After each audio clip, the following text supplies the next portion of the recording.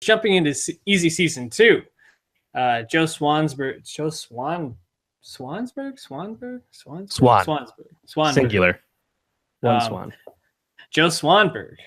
Easy Season 1 kind of came out of nowhere in 2015 and was a big hit. 15? Wasn't it last year? Was it last year? I thought I saw 15. It was like a year ago. Was it last year? Yeah, it was like September. And what year are we in? I feel like I'm living in a bizarre world at this point. Going backwards. Anyways, Easy Season 2 dropped this past Friday. We decided we're going to talk about the first 2 episodes. But just to kind of give a brief take on Season 1, I think we both really enjoyed it. Thought it was a show that had an interesting perspective, interesting story. Season 1, you were a big fan, right? Yeah, absolutely. I mean, you said Joe Swanberg. He's a really prolific, independent film director. He's made 30 movies in 13 years. Not a lot of movies that are none of their blockbusters. They're all small movies with small budgets, but he's got a great relationship with Netflix now. And hence why I got this anthology series off the ground last year. And, we've talked about it a little bit before, but just to rehash, it's set in Chicago, and it's just these stories of relationships and adult couples and, city life and stuff like that. But I think what made Season 1 so charming and great, and why it's one of the most underwatched shows out there, is that there's no catch, there's no genre to this movie. There's the show.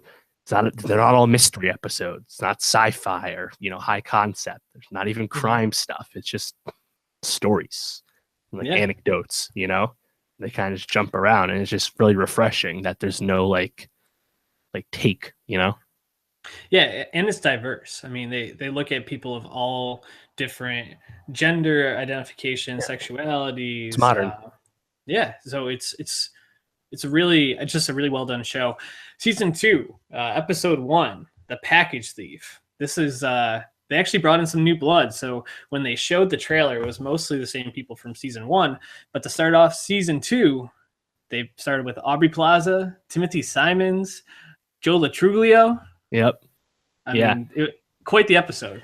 Yeah, and I just got to say, it had one of my favorite quotes of the year, where Joe Latruglio, out of nowhere, is like, he wears New Balance. He's a runner.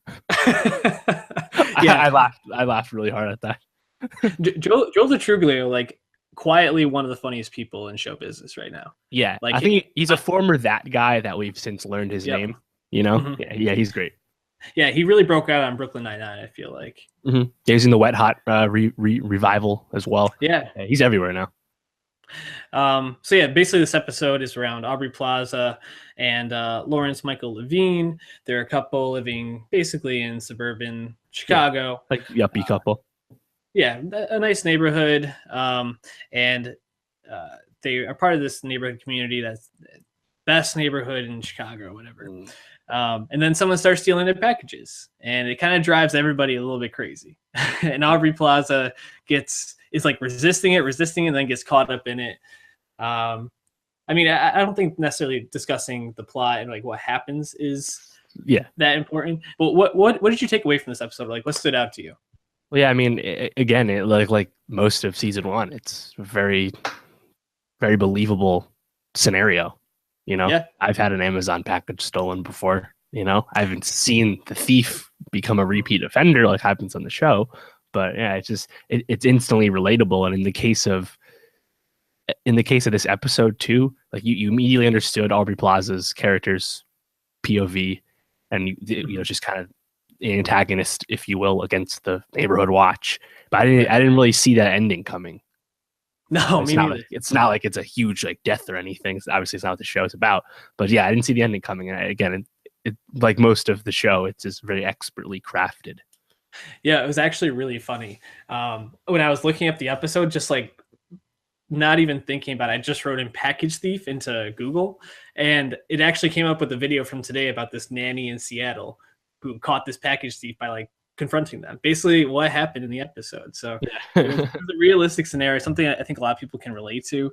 Like you said, it was funny. I actually thought Lawrence Michael Levine in this episode was so perfect, because he was so believable as just a I don't know, just like a middle class working guy in like a tech firm or whatever. But Sure, then yeah. like how him and Timothy Simons and Joe Latruglio just like kind of went a little bit crazy and how they were approaching this thing and like fantasizing, like obsessing about it. Yeah.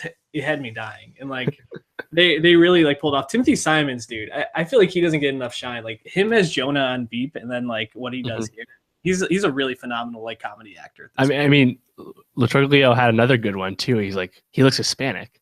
No, I'm not gonna race your way. I'm just saying, he kind of looks Hispanic. They're like, oh no, you can't tell. Yeah, no. Like, it's like obviously there's these totally well-meaning people, and just like how they would talk and how they're so, I wouldn't say PC, but they're so friendly and they're not trying to be offensive, but they have their point. Like, it's really good. So, and this first season of season 2, the one we just talked about, those were all new characters, no one we had seen before.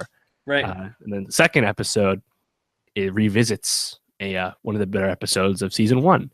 And before we get into it, I think this is actually a rare show where you can probably watch season 2 first, and if you like it, go back and watch season 1, and it'll serve as like flashbacks. If I guess, like, I think it can work in either order if you actually were that keen on doing it.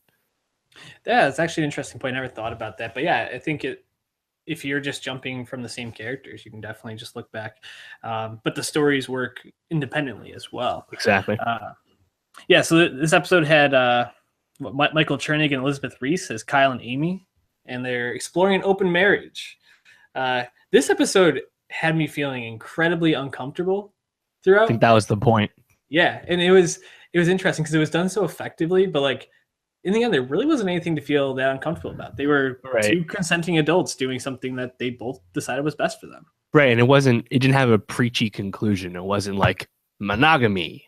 It's what you do, you know? Like, it was just kind of like, like even the characters aren't really sure where they're at, and that's how it ends. Yeah, you know? But which I thought was really effective. Yeah, it was all done like super respectfully of each other, and I really felt like it was interesting to see like how they both approached it and like the awkwardness that was between them with like, oh, so who are you texting? But like, it's your fucking spouse. Like it was interesting because it also made me examine like why I was feeling uncomfortable and like my own feelings around it. Yeah, just a really smart show in general. Yep, I agree. It's very good. Yeah, I actually watched the third episode as well. Did you jump ahead at all? I have not, unfortunately. Yeah, I will though. I had to make myself slow down because it's the type of thing I could have just probably binged all 8 if I wanted to. Yeah, 30-minute episodes too. You can do what you did to Master None season 1 and just gorge yourself. Yeah, but season 2, trying to slow it down. So we'll probably catch up somewhere near the end when we're done. I don't know, maybe around like 7, 8. Yeah, finish the season. Sure. But send us your thoughts on Easy Season 2.